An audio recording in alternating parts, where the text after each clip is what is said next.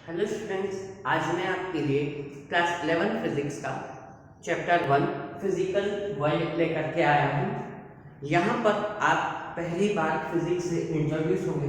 अभी तक आप लोगों ने 10th में पढ़ा होगा केमिस्ट्री में फिजिक्स, है ना, और बायोलॉजी पढ़ा होगा। अब यहाँ पर एक पर्टिकुलर सब्जेक्ट बन करके आता है फिजिक्स। और फिजिक्स क्या होता है, किसके साथ डील करता है ना, इसकी स्टडी कैसे की जाती है, यह सारा हमको देखना है। पहला जो आपका यूनिट होगा ये पूरा थ्योरेटिकल पार्ट होगा, चैप्टर 1 भी, और इसका जो चैप्टर सेकंड है मेजरमेंट, वो भी पूरा थ्योरेटिकल है। तो अब यहाँ पर हमको थ्योरेटिकल, इसलिए मैंने कुछ आपके लिए बातें यहाँ पर लिखी हुई है ताकि आप इसको इन फ्यूचर आपके नोट्स में काम में ले सकते हैं। अब जैसा कि अपने को पता है फिजिकल वर्ल्ड मतलब क्या, कि हमारे आसपास जो भी चीजें हमको हमारे वर्ल्ड में दिख रही है वही फिजिकल वर्ल्ड है। अब अपना पहला टॉपिक आता है इस चैप्टर का, वो आता है मीनिंग ऑफ फिजिक्स। क्या आता है मीनिंग ऑफ फिजिक्स? फिजिक्स का मतलब क्या होता है? जिसको पढ़ाने जा रहे हैं, जिसको समझने जा रहे हैं, वो इसको पहले देखे तो समझिए क्या है। तो जो मीनिंग ऑफ फिजिक्स है बेटा, उस क्या होता है? The systematic and the logical study of natural phenomena and the laws of nature is called science, that is विज्ञान। मतलब कि ऐसी सिस्टमैटिक और लॉजिकल स्टडी, है ना, सिस्टमैटिक चलना चाहिए और लॉजिकल स्टडी किसकी? नेचुरल फिनोमेना की। किसी नेचुरल फिनोमेना मतलब जो भी नेचर में ऑकर हो रहा है उस फिनोमेना की जो स्टडी होती है सिस्टमैटिक और लॉजिकली, है ना, एंड लॉज ऑफ नेचर, और जो नेचर के लॉ है ना, उसकी जो स्टडी होती है उसी को हम बोलते हैं साइंस। और साइंस को हिंदी या संस्कृत में बोलते हैं विज्ञान। अब इस साइंस की एक ब्रांच होती है फिजिक्स, इसीलिए हमने पहले साइंस को समझा, है ना। साइंस की एक ब्रांच क्या होती है? फिजिक्स। अब फिजिक्स जो है उसका मतलब हमने समझ लिया। अब इसकी फिजिक्स की प्रोग्रेस कब हुई, कैसे हुई, ये हम लोग देख लेते हैं। जो मेन प्रोग्रेस थी साइंस की has been from 16th century to 20th century, है ना। जो साइंस ने तरक्की की, साइंस जब से हम लोग, जब से साइंस है ना, तो अब साइंस की तरक्की कैसे हुई अभी हमको देखना है। 16th सेंचुरी से लेकर 20th सेंचुरी के बीच में साइंस ने अपनी प्रोग्रेस करी, और अभी हम जिस सेंचुरी में जी रहे हैं 21st सेंचुरी में, यहाँ पर आती है ये ऐसा पीरियड है, ये ऐसा दौर था जब हमारे मॉडर्न साइंस और टेक्नोलॉजी में हमने बहुत ज़्यादा क्या की, प्रोग्रेस की हुई है। अब फिजिक्स पढ़ना है चूंकि, तो फिजिक्स वर्ड आया कहाँ से, क्या मतलब है इस फिजिक्स का, वो देखो। The word physics is derived from the Greek word physis. ये फिजिक्स जो वर्ड है ये फ्यूसिस ग्रीक वर्ड है, वहां से हमने इसको डिराइव किया, लिया गया है, जिसका मतलब होता है नेचर। क्या मतलब होता है? नेचर, प्रकृति। प्रकृति का जो भी हम अध्ययन करते हैं, जो भी उसको पढ़ते हैं, वही हमारा फिजिक्स है। इन फिजिक्स में we study the nature and natural phenomena. Physics में हम केवल दो चीज पढ़ना होती है, नेचर और नेचुरल फिनोमेना। मतलब नेचर के बारे में पढ़ेंगे, नेचर के बारे में जो जो चीजें हो रही है, जैसी जैसी चीजें हो रही है, वो हमको इसमें पढ़ना है। तो ये आपका मीनिंग ऑफ फिजिक्स हो गया। फिजिक्स का क्या क्या मतलब था? साइंस की एक ब्रांच है फिजिक्स, है ना, और साइंस में हम क्या करते हैं, सिस्टमेटिक और लॉजिकल स्टडी करते हैं नेचुरल फिनोमेना की, और साथ ही साथ हम लॉ ऑफ नेचर को भी पढ़ते हैं। साइंस ने अपनी प्रोग्रेस की थी 16th सेंचुरी से लेकर के 20th सेंचुरी के बीच में। 21st सेंचुरी से मॉडर्न साइंस का ओरिजिनेट होता है, और टेक्नोलॉजी के बारे में हमने बहुत प्रोग्रेस की हुई है। और इसका जो ये फिजिक्स वर्ड है, ये ग्रीक वर्ड फ्यूसिस से लिया गया है, जिसका मतलब होता है नेचर, है ना। फिजिक्स में ही हम नेचर, नेचुरल फिनोमेना की स्टडी करते हैं। अब हम देखते हैं साइंटिफिक मेथड क्या होती है ना। तो अब हमने अभी तक हमने फिजिक्स वर्ड को देख लिया था, क्या है, कैसा है, समझ लिया था, है ना।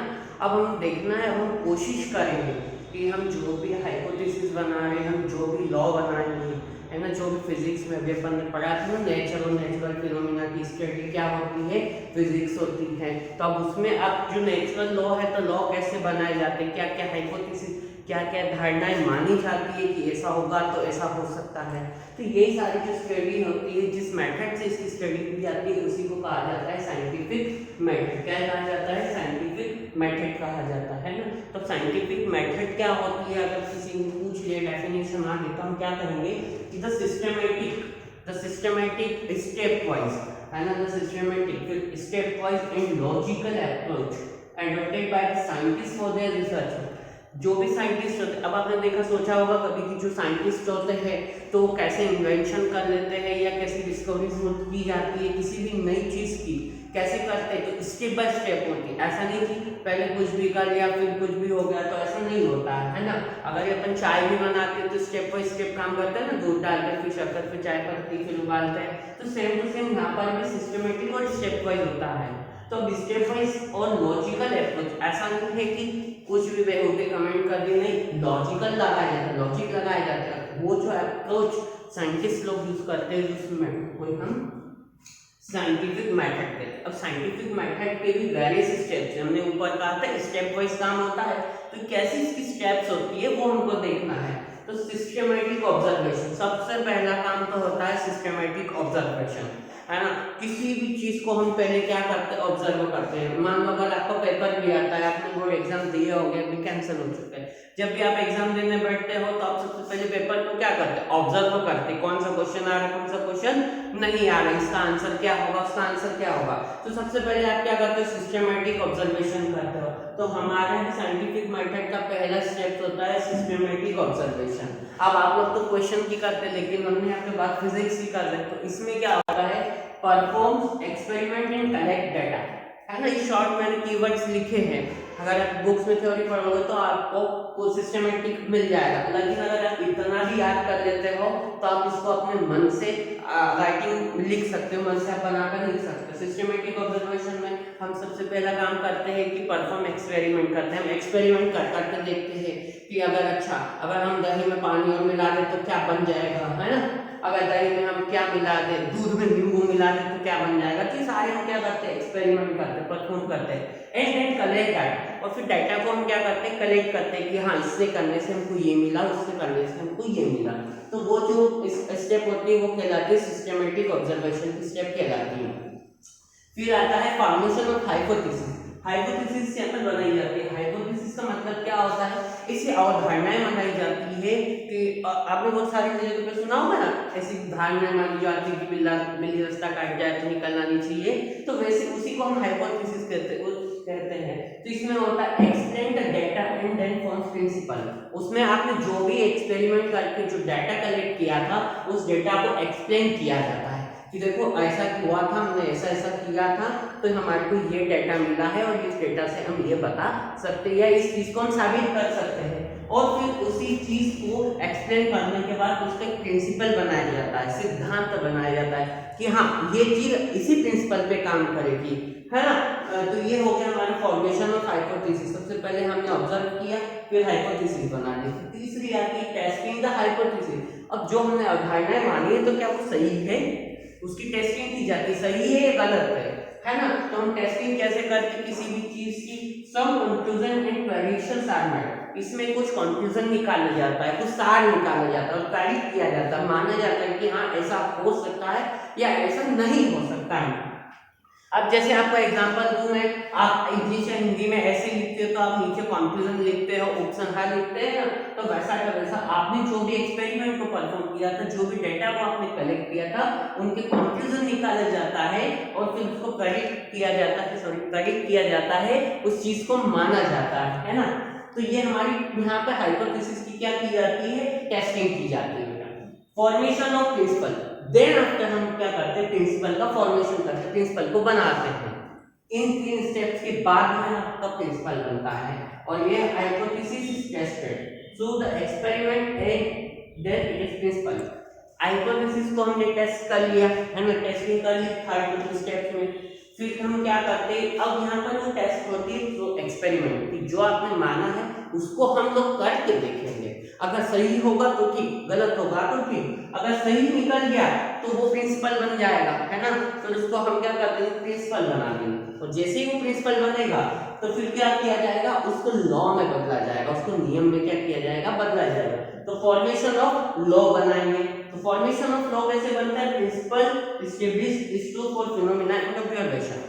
जो भी आपका इस 4th स्टेप में प्रिंसिपल बनता है, जो भी प्रिंसिपल बनता है, तो उसको क्या किया जाता है, उसको जब सत्य माना जाता है, उसको ट्रू जब वेरीफाई जब किया जाता है जब उसका फिनोमिना और ऑब्जर्वेशन क्या होना चाहिए, ट्रू होना चाहिए। मतलब आपका जो भी आपने बताया है, जो भी अपने एक्सपेरिमेंट को परफॉर्म किया है, जो भी डाटा आपने कलेक्ट किए हैं, जो भी हाइपोथेसिस की आपने टेस्टिंग की है, उसके जो प्रिंसिपल बनाया है, अगर वही सारी की सारी बातें अगर एट लास्ट में ट्रू होती, किसके लिए, जो भी आपने फिनोमिना किया है या जो भी आपने ऑब्जर्वेशन किया है, वो अगर सारी बातें सही होती हैं, तो जब उस चीज को हम कह देते हैं कि हाँ ये आपका लॉ है।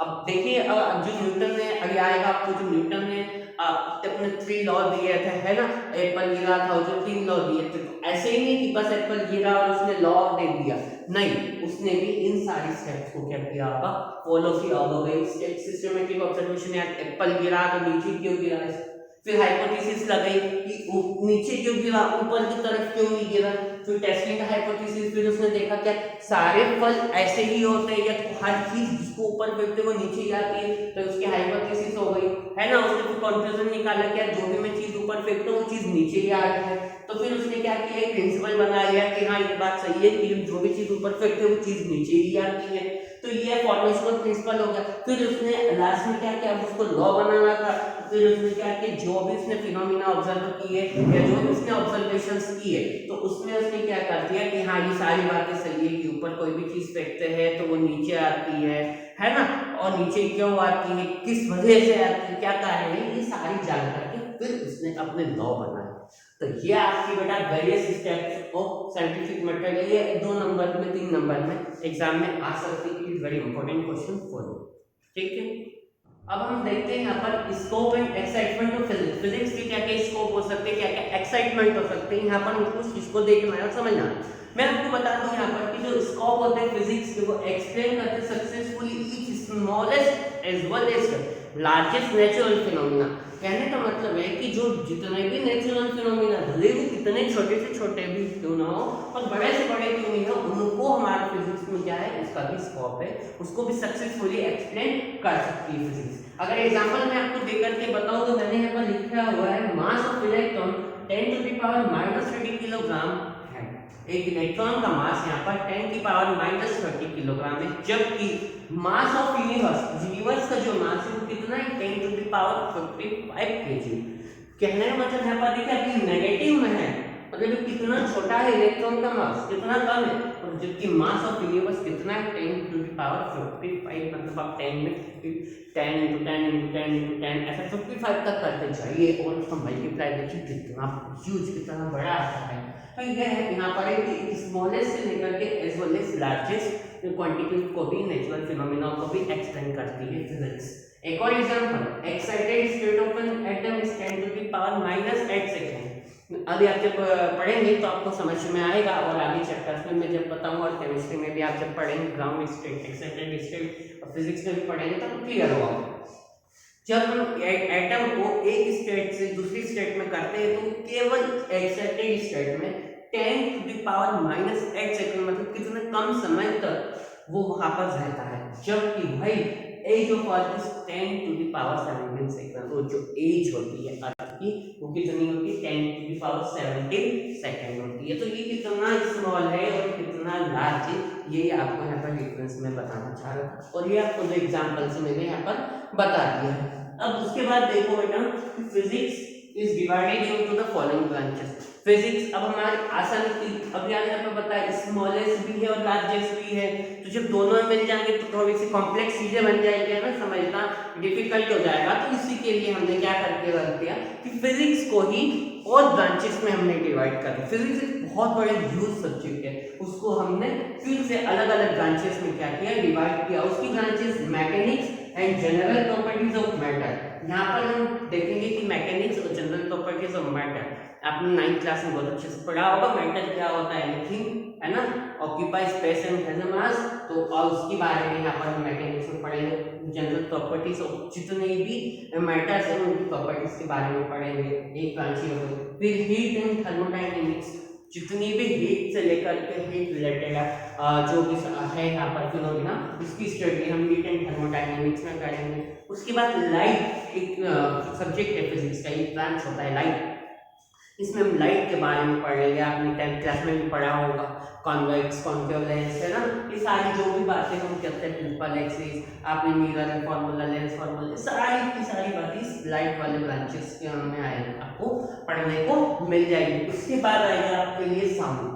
आपने 9th क्लास में साउंड वाला चैप्टर भी पढ़ा होगा है ना, साउंड फ्रीक्वेंसी, हर्ट्ज, स्पीच, ये सारी बातें जो भी है वो हम इस ग्रुप ब्रांच में पढ़ेंगे। फिर आता है मैग्नेटिज्म।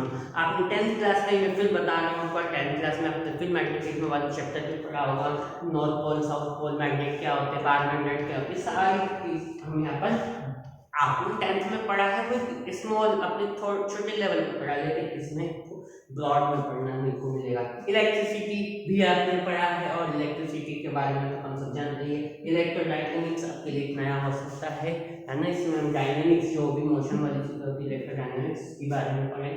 और आता है मॉडर्न फिजिक्स, एट लास्ट में आता है मॉडर्न फिजिक्स। अब मॉडर्न फिजिक्स जो है, जैसा अभी हमने पहले देखा था ना, फर्स्ट टॉपिक में देखा था, क्या देखा था कि 21st सेंचुरी से मॉडर्न साइंस स्टार्ट हो गया था, टेक्नोलॉजी में बहुत प्रोग्रेस की थी, तो ये वही मॉडर्न फिजिक्स है। इस मॉडर्न फिजिक्स के अंदर हम एटॉमिक एंड न्यूक्लियर फिजिक्स पढ़ते हैं, सॉलिड स्टेट फिजिक्स पढ़ेंगे, कंडेंस फिजिक्स पढ़ेंगे, है ना, ये सारी फिजिक्स पढ़ने का काम पाएंगे करेंगे मॉडर्न फिजिक्स वाले ब्रांच में करने पड़ेंगे। फिर मैं आपको बता देता हूँ, अब थोड़ा सा थ्योरेटिकल पार्ट है तो आपको केवल सुनना ही होगा, तो आप देख लीजिए कि फिजिक्स में हम जनरली दो फिजिक्स की स्टडी करते हैं, एक होती है क्लासिकल फिजिक्स और एक होती है मॉडर्न फिजिक्स। तो क्लासिकल फिजिक्स में हमेशा मैक्रो सिस्टम है, जो मैक्रो पार्टिकल्स होते हैं, जो एक बड़े लेवल पे होते हैं, मैक्रो होते हैं, उनकी प्रॉपर्टीज की स्टडी करते हैं क्लासिकल फिजिक्स में। और मॉडर्न फिजिक्स में माइक्रो स्टेट में जो पार्टिकल्स होते हैं, जो माइक्रो प्रॉपर्टीज पार्टिकल शो करते हैं, उसकी बारे में हम स्टडी मॉडर्न फिजिक्स में यहाँ पर करते हैं। अब एक और चीज आपने यहाँ पे देखिए, एक्साइटमेंट ऑफ फिजिक्स। ये एक्साइटमेंट ऑफ फिजिक्स है, एक्साइटमेंट का उत्सुकता क्या है फिजिक्स के। बेटा फिजिक्स एक ऐसा सब्जेक्ट है जिसको समझ में आ जाता है बहुत अच्छे से आता है, जिसको नहीं आता तो फिर नहीं आता है, इसीलिए फिजिक्स बहुत अच्छे से समझिए, अभी से फिजिक्स से प्यार करना सीख जाइए, फिजिक्स भी आपसे प्यार करना सीखेगा। तो ये एक्साइटमेंट जो होता है यहाँ पे, एक्साइटमेंट का जो मतलब है वो इसका मतलब यह है यहाँ पर कि कुछ लॉज जो है फिजिक्स के, कुछ प्रिंसिपल्स है, उन बेसिक लॉ और फिजिक्स के जो लॉ है ना, ये जो कॉन्सेप्ट है वो बेटा यूनिवर्सली क्या है, यूनिवर्सली एक्सेप्टेड है, यूनिवर्सली में वाइड रेंज में फिजिकल जो प्रॉपर्टीज है उनको वाइड बहुत बड़े लेवल पे समझाने का काम करती है। कुछ लॉज ऐसे जो यूनिवर्सल है, जिसको बदले नहीं जा सकते, चाहे इंडिया हो चाहे अदर कंट्रीज हो, तो यूनिवर्सल। और वहीं पर कुछ ऐसे भी फिजिकल फिनोमिना या नेचुरल फिनोमिना है कि जिनको कि अभी तक हम एक्सप्लेन नहीं कर पाए, उनके लॉ नहीं बना पाए, हाइपोथेसिस नहीं कर पाए।